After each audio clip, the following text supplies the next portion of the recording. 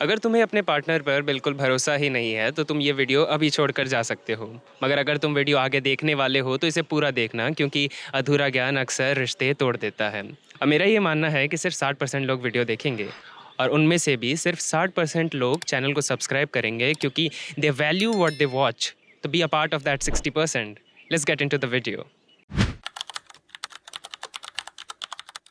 मुझे अब भी तकलीफ होती है जब मैं सुनता हूँ I need space, I need some time for myself, I need to take a break. क्यों ब्रेक, क्यों भाई? रिलेशनशिप में है तब तो अस होना चाहिए ना, तो चीज़ें मिलकर हल करते हैं, है ना? अकेले ही करना था तो रिलेशनशिप में क्यों आए? ऐसे ही बहुत सारे सवाल होते हैं। मगर हमें ये समझने की ज़रूरत है कि जब दो लोग रिलेशनशिप में आते हैं ना, तो वो जो अस होता है वो दो इंडिविजुअल से मिलकर बनता है।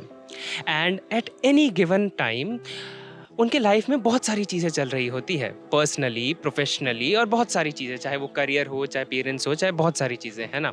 तो हमें वो समझने की भी ज़रूरत है, इंसान थक जाता है एक वक्त पर आकर, उसे उसे उसमें ना हिम्मत नहीं होती है कई बार चीज़ों को समझाने की। उसे खुद को टाइम चाहिए होता है कि मैं प्रोसेस करूँ कि भाई आखिर मेरे साथ चल क्या रहा है। आपने भी बहुत बार फेस किया होगा अपनी लाइफ में, ऐसी सिचुएशंस आती हैं जब आपको नहीं समझ में आ रहा होता कि भाई एक्चुअल में चल क्या रहा है मेरे साथ। तो everybody needs that time to process themselves, उसको बोलते हैं स्पेस। कोई आपका पार्टनर जब आपसे कह रहा है कि आई नीड सम स्पेस, तो उसका ये मतलब नहीं है कि ही और she is breaking up with you. Space का मतलब ब्रेकअप नहीं होता है, और इसका ये भी मतलब नहीं होता है कि you are not good enough, that you are not a good partner. ऐसी बिल्कुल चीज़ें नहीं होती है ना। कई दफ़ा तो चीज़ें आपसे रिलेटेड होती भी नहीं है। इट्स जस्ट दैट उनको थोड़ा सा टाइम चाहिए कि वो चीज़ें समझे कि एक्चुअल में हो क्या रहा है। और पता है इसके पीछे एक और थॉट होता है कि जब वो लौट कर आए ना, they become a better human and in fact even better partner. तो whenever your partner ask for space, respect their space, respect their decision. हाँ, आसान नहीं होता है एक दिन आपका पार्टनर आए और आपको अचानक से कहे कि आई नीड स्पेस। मतलब खासकर जब ना कि आप बहुत सारे एफर्ट्स पुट कर रहे हो, हर दिन आप कोशिश कर रहे हो कि भाई हर दिन आप एक बेटर पार्टनर कैसे बन पाओ, हर दिन उसके प्रॉब्लम सॉल्व करने की कोशिश कर रहे हो। तो एक दिन अचानक आपका पार्टनर आती है और कहती है कि आई नीड स्पेस। तो ये आप कॉम्प्रिहेंड ही नहीं कर पाते हो कि भाई क्या हुआ, एक्चुअल में हुआ क्या? Y is she or he reacting this way, what happened? तब ना, अगर आप अपने पार्टनर को सच्ची में ट्रस्ट करते हो, बस दिखावटी नहीं, इंस्टाग्राम रील्स वाले नहीं, सच्ची में ट्रस्ट करते हो, take a deep breath and accept it, be okay with it, be okay with space. You try, आप पूछ सकते हो उससे कि can we talk about it, कि क्या हुआ, क्या हम उसके बारे में बात कर सकते हैं, can we try to solve it together. मगर अगर तब भी वो मना करे, आपका पार्टनर तब भी मना करे, then you should respect that decision. और ना, आगे के दिन भी आसान नहीं होने वाले हैं। आपका बहुत बहुत ज़्यादा मन होगा, आपने कह भी दिया ना कि हाँ भाई it's your space, you can take it, तब भी आसान नहीं रहने वाला। तब आपका बहुत ज़्यादा मन होगा कि ना, बस गुड मॉर्निंग ही विश कर दो, गुड नाइट ही विश कर दो, इतने इसमें क्या जाता है ना? मन करेगा कहने का कि यार I love you so much, है ना? कहने का कि आई मिस यू।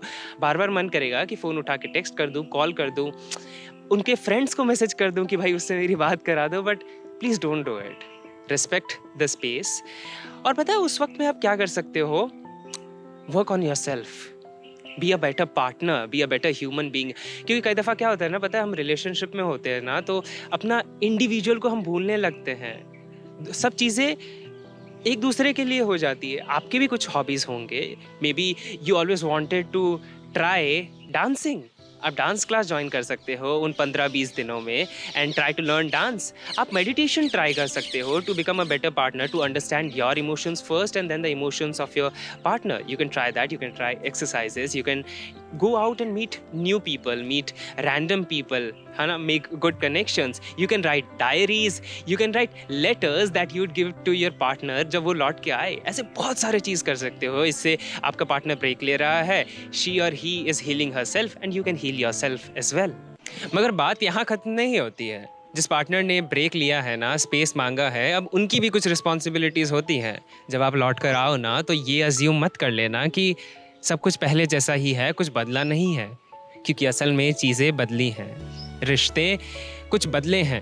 और ये अज्यूम कर लेना कि कुछ बदला ही नहीं है, सब कुछ पहले जैसा है, कई बार इससे रिश्ते टूट भी जाते हैं, है ना? क्योंकि आपने स्पेस मांगा था ना, you chose to go, your partner did not, he और she did not had an option, है ना? उसने तो आपका जो मनचाहा था वो किया, आपको जाने दिया, मगर वो आपका डिसीजन था तो आपको भी कुछ रिस्पॉन्सिबिलिटीज़ लेनी होंगी। क्योंकि उसकी भी सोचो यार, आपने 10-15 दिन कहा और आप चले गए, उसके लिए कैसा होगा? You came out of the blue और आपने कहा कि भाई मेरे को 10 दिन का ब्रेक चाहिए।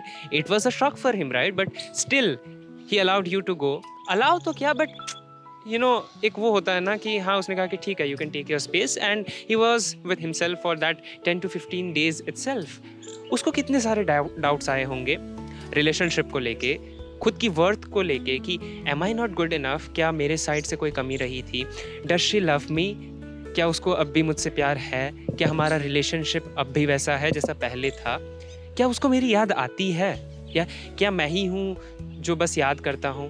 Do I only, do I only want to make this relationship work? ऐसे बहुत सारे ख्याल आते हैं, बहुत सारे आंसू बहते हैं, है ना? बहुत सारे पन्ने गीले होते हैं जब वो आपको खत लिख रहे होते हैं, है ना? आंसू भरे खत लिख रहे होते हैं। बहुत बार आपकी तस्वीरें देखते होंगे, दुआएं करते होंगे आपके लिए कि भाई जैसी भी है ठीक रहे, है ना? And they must be waiting कि भाई एक दिन आप आओ, 10 दिन, कब वो 10 दिन खत्म हो, वो बैकवर्ड काउंटिंग करते होंगे कि भाई कब जल्दी जल्दी 9 days to go, 8 days to go. और जब आप आओ तो एटलीस्ट कुछ सवालों के जवाब दो, है ना? तो मेक श्योर कि you are that partner who takes responsibilities, not just कि आप आए और बस ब्लैंक। खुद से पूछो कि क्या ये गलत है आपका पार्टनर का ये एक्सपेक्ट करना कि मेरी पार्टनर 10-15 दिन बाद लौटेगी और मुझे सारी चीज़ें बताएगी, उसका दिन कैसा रहता था, क्या उसने मुझे मिस किया, does she still love me, है ना? क्या उसमें कुछ चेंजेस आए हैं, क्या वो स्पेस ने उसको हील किया है, क्या रिलेशनशिप में कुछ चेंजेस आए हैं, कुछ चीज़ें हैं क्या जो तुम मुझसे शेयर करना चाहती हो, did you miss me and how much did you miss मी, और भी बहुत सारी चीज़ें यार। क्या ये एक्सपेक्ट करना बुरा है? Isn't it the bare minimum they can expect कि आपका पार्टनर लौटे और आपको एक unfiltered heart to heart conversation दे जिसमें आपको वो सारी चीज़ें बताए? क्योंकि 10-15 दिन बस वो इसी इंतज़ार में रहते हैं कि भाई कब मेरा पार्टनर आएगा और मुझे सारी चीज़ें क्लियर करेगा, मेरे डाउट्स क्लियर करेगा। And I think as a partner it should be your responsibility and not just a responsibility, you should want to do that कि हाँ, इतने दिन मैं उसके साथ नहीं थी, मगर अब मैं लौट आई हूँ या लौट आया हूँ तो मैं उसके सारे डाउट्स, सारी ओवर थिंकिंग, सब कुछ क्लियर करूँ। बिकॉज सी, उसके लिए वो 10-15 दिन आसान नहीं थे, बट वो भी अपने कंफर्ट जोन से बाहर निकल के आपके बिना रहा था, राइट? आपको स्पेस दी थी, आपको जाने का मौका दिया था, आपको समझने की कोशिश की थी। तो क्या आप थोड़ा सा अपने कंफर्ट जोन से नहीं निकल सकते?